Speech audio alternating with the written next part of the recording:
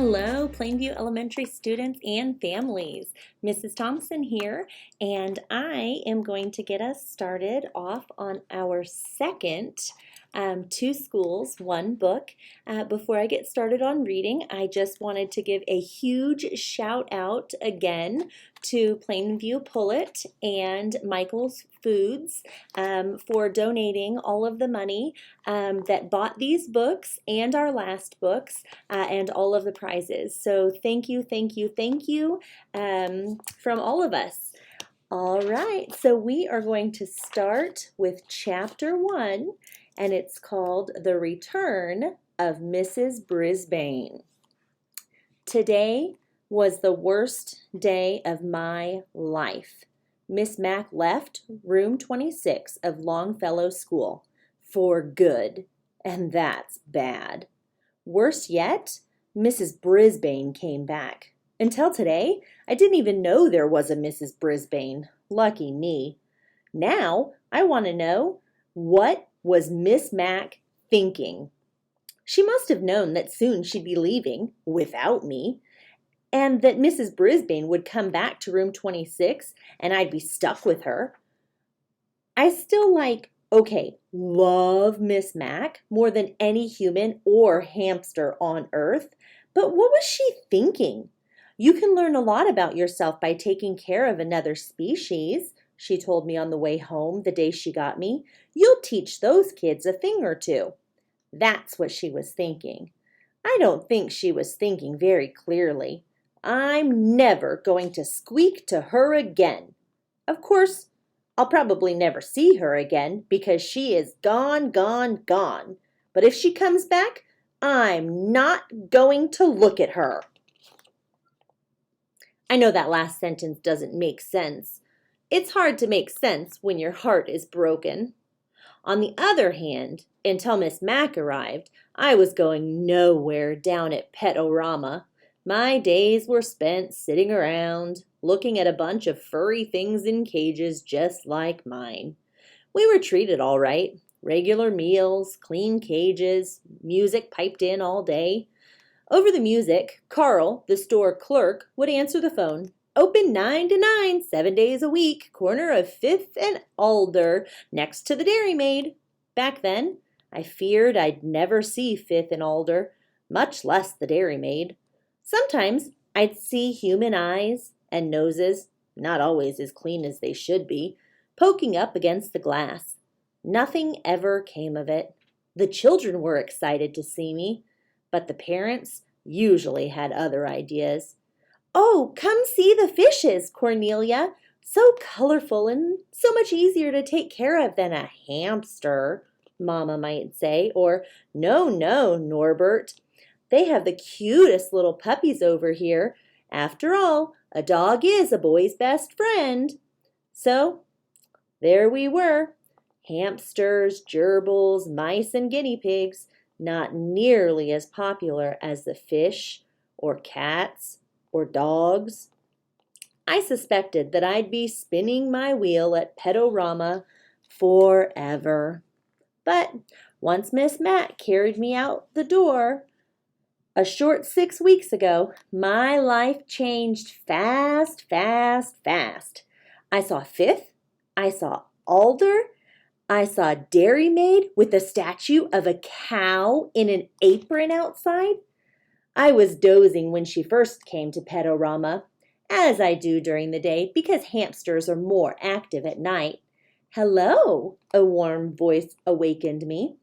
When I opened my eyes, I saw a mass of bouncy black curls, a big, happy smile, huge, dark eyes. She smelled of apples. It was love at first sight. Aren't you a bright-eyed one? She asked. And might I return the compliment? I replied. Of course, it came out squeak, squeak, squeak, as usual. Miss Mack opened up her purse with the big pink and blue flowers on it. I'll take him, she told Carl. He's obviously the most intelligent and handsome hamster you have. Carl grunted. Then Miss Mac picked out a respectable cage.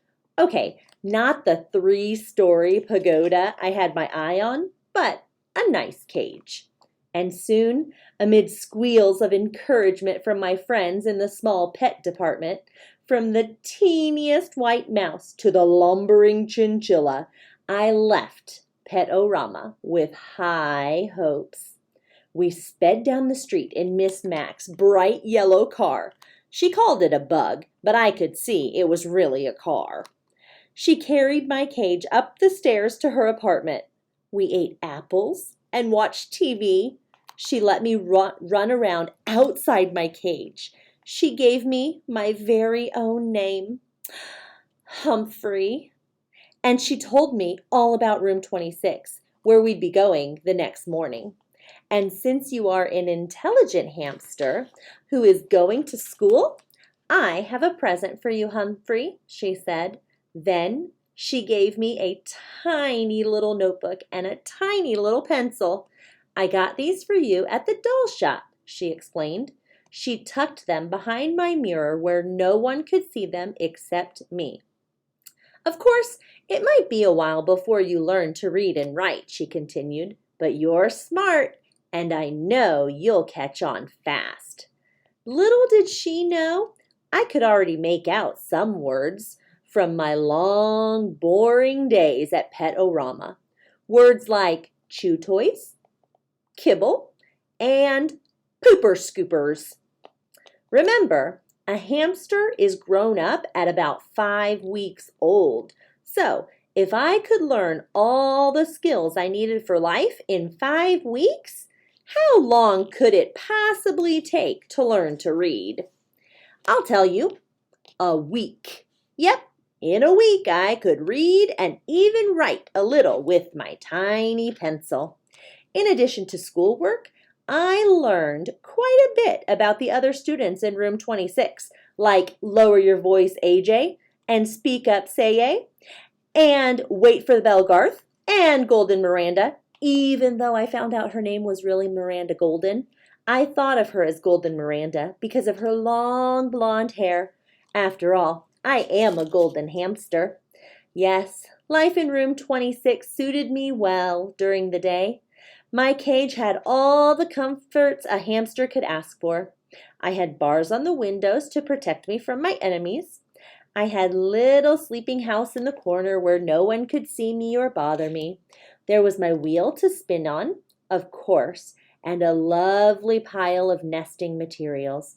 My mirror came in handy to check my grooming and to hide my little notebook. In one corner I kept my food. The opposite corner was my bathroom area because hamsters like to keep their poo away from their food. Who doesn't? All my needs were taken care of in one convenient cage. At night, I went home from school with Miss Mac, and we watched TV or listened to music. Sometimes Miss Mac played her bongo drums. She made a tunnel on the floor so I could race and wiggle in to my hamster's heart content. Oh, the memories of those 6 weeks with Morgan McNamara. That's her real name, but she told her students to call her Miss Mac. That's how nice she is. Or was. On the weekends, Miss Mac and I had all kinds of adventures. She put me in her shirt pocket right over her heart and took me with her to the laundry room. She had friends over, and they laughed and made a fuss over me. She even took me for a bike ride once. I can still feel the wind in my fur. I didn't have an inkling until this morning of the unsqueakable thing she was about to do to me. On the way to work, she said, "Humphrey, I hate to tell you, but this is my last day in room 26. And I'm going to miss you more than you'll ever know." What was she saying? I hung on to my wheel for dear life. You see, it's really Mrs. Brisbane's class. But just before school started, her husband was in an accident, so I took over the class for her. Today, she is coming back for good. Good? I could see nothing good in what Miss Mac was saying. Besides, I want to see the world, Humphrey, she told me. Fine with me.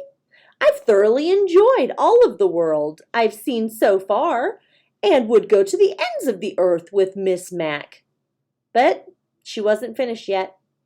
But I can't take you with me. All hopes dashed completely. Besides, the kids need you to teach them responsibility. Mrs. Brisbane needs you too. Unfortunately, she didn't tell Mrs. Brisbane that. Mrs. Brisbane was already in room 26 when we arrived. She smiled at Miss Mac and shook her hand.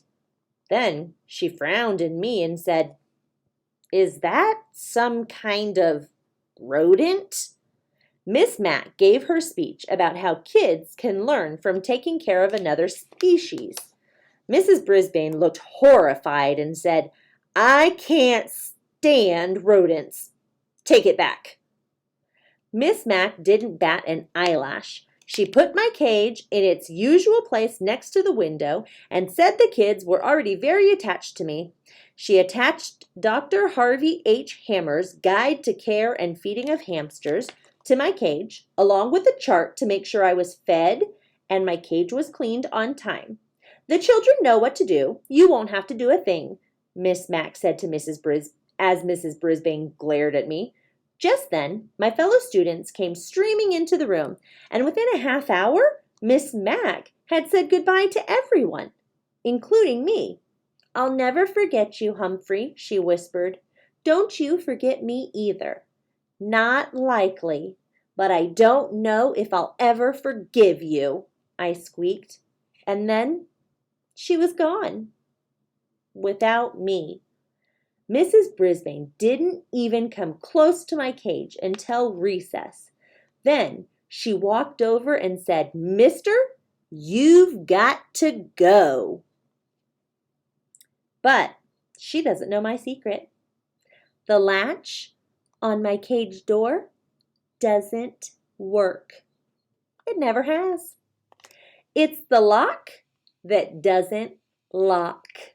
So, I've got news for Mrs. Brisbane. If I've got to go, it will be when and where I decide to go, not her.